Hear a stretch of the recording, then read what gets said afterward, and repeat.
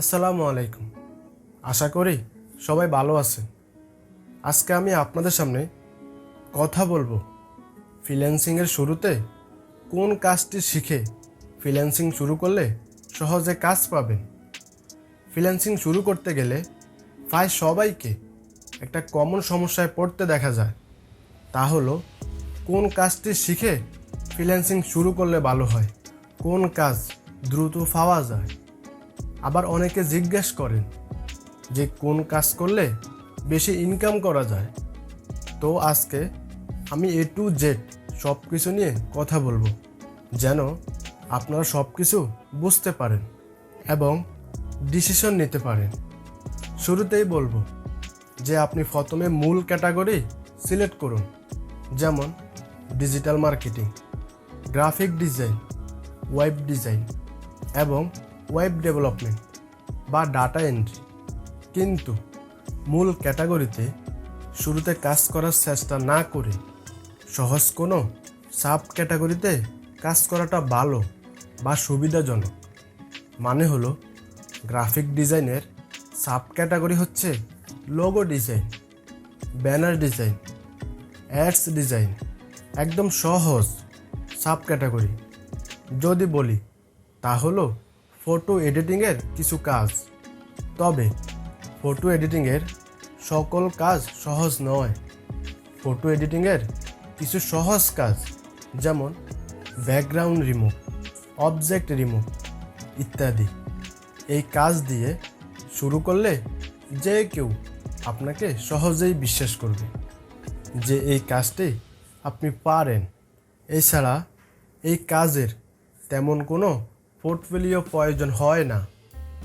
যদিও কোনো বায়ার চায় তাহলে সহজেই দেখানো যায়।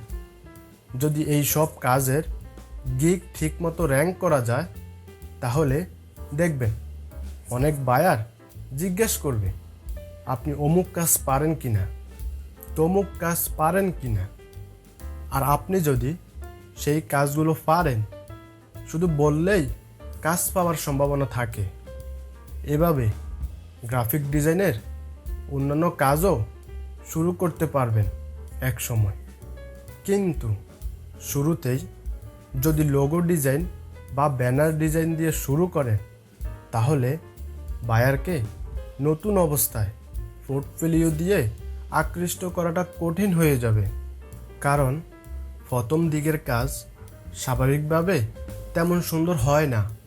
তাই আমার একান্তই ব্যক্তিগত মতামত হচ্ছে সহজ কোনো একটি কাজ দিয়ে শুরু করা, যেন কোনো ক্লায়েন্ট বা বায়ার খুব সহজেই অর্ডার করতে পারে। এবার আসি ওয়েব ডিজাইন এবং ডেভেলপমেন্ট ক্যাটাগরিতে। অনেকেই শুরুতে ওয়েব ডেভেলপমেন্ট দিয়ে শুরু করতে চান, কিন্তু এখানে সমস্যা হলো শুরুতে প্রত্যেক বায়ারই পোর্টফোলিও বা কাজের স্যাম্পল দেখতে চাইবে। তা না হয় রেডি করে রাখলেন, কিন্তু যদি তার ভালো না লাগে বা পছন্দ না হয় সে আপনাকে কাজ দিতে চাইবে না। কিন্তু শুরুতে যদি ওয়েব ডেভেলপমেন্টের ছোট ছোট সাব ক্যাটাগরিতে শুরু করেন তাহলে তেমন কোনো পোর্টফোলিও প্রয়োজন হয় না। ওয়েব ডেভেলপমেন্টের সাথে সম্পৃক্ত কিছু সহজ সাব ক্যাটাগরি হচ্ছে ওয়ার্ডপ্রেস কাস্টমাইজেশন, প্রোডাক্ট আপলোড ইত্যাদি। আরও সহজে যদি বলি তাহলে বলা যায় শপিফাই ওয়েবসাইট তৈরি করা।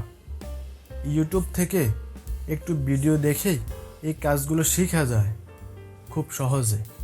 এর জন্য কোনো কোর্স না করলেও চলবে। তবে অনেক গভীরভাবে জানার জন্য বা বড় বড় প্রজেক্টের কাজ করার জন্য ভালো মানের কোর্স করা প্রয়োজন, কারণ এতে খুব অল্প সময়ে স্কিল ডেভেলপ করা যায়। তবে অবশ্যই কোর্স করার আগে জানবেন ট্রেনার একজন ফ্রিল্যান্সার কিনা এবং তিনি কেমন মানের ফ্রিল্যান্সার। সবার শেষে আসি ডাটা এন্ট্রি ক্যাটাগরিতে। ডাটা এন্ট্রি কাজেরও অনেক সাব ক্যাটাগরি বা শ্রেণীবিভাগ রয়েছে। আপনি যে কাজটি পরিপূর্ণভাবে জানেন এবং বায়ার কোনো স্যাম্পল চাইলে তা দিতে পারবেন, সেই ক্যাটাগরিতেই শুরু করুন। এরপর ধীরে ধীরে মার্কেট রিসার্চ করে পছন্দ মতো যে কোনো কাজ সাথে যুক্ত করতে পারবেন। এছাড়াও অনেক ক্যাটাগরি রয়েছে, যেমন digital marketing, content writing, Android apps development ইত্যাদি। তবে যে ক্যাটাগরি আপনার পছন্দ হোক না কেন, শুরুতে সবসময় চেষ্টা করুন সহজ কাজগুলো দিয়ে। এরপর আপনার ইচ্ছামতো যে কোনো কাজ যুক্ত করতে পারবেন, আর সে অনুযায়ী আপনার প্রোফাইলের টাইটেল ও ডেসক্রিপশন পরিবর্তন করতে পারবেন। তবে ডিজিটাল মার্কেটিং, কন্টেন্ট রাইটিং শুরু করার আগেও আপনি WordPress installation, WordPress customisation, product upload ইত্যাদি কাজগুলো করতে পারেন, কারণ এই সবগুলো কাজই একে অপরের সাথে সম্পর্কিত। আবার গ্রাফিক ডিজাইন ক্যাটাগরির অ্যাডস ডিজাইন বা সোশ্যাল মিডিয়া মার্কেটিংয়ের পোস্ট বা অ্যাডস ডিজাইনের সাথে ডিজিটাল মার্কেটিং, কন্টেন্ট রাইটিং গভীরভাবে সম্পর্কিত। এইভাবে বুঝে শুনে সহজ এবং সম্পর্কিত কাজ দিয়ে শুরু করুন এবং ধীরে ধীরে স্কিল ডেভেলপ করে মূল ক্যাটাগরির দিকে অগ্রসর হন। এতে খুব সহজে বড় ফ্রিল্যান্সার হতে পারবেন এবং অল্প সময়ে কাজ পাওয়ার সম্ভাবনা থাকে। তো বন্ধুরা, আজকে এ পর্যন্তই।